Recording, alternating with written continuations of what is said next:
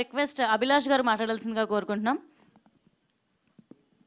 Hi అండి, media మిత్రులందరికీ hi. నా పేరు Abhilash Mithapalli. And first of all, virgin boys, it all started with Daya with me in my life. So నా first ever short film దయాతోనే చేశాను as an actor, and now I'm doing a feature with him. And all thanks to him, Daya, Geet, they were like my brothers, and also Mitra Garu and Balu Garu. I mean, they were very supportive. As a new actor, whatever comfort that I need, they made sure that nagicharadi. And thank you so much, Anna. Thank you, ma'am. And Raja Anna toni, I remember working with him for Radham. Radhamlo chinna character chesanandi. Cut cheste here boys cinema lo kuda act chestanu, and I'm glad Anna we're working again.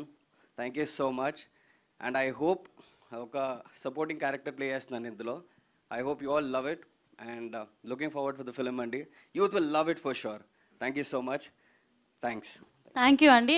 Before Mitra గారు మాట్లాడే ముందు director గారికి ఒక చిన్న question.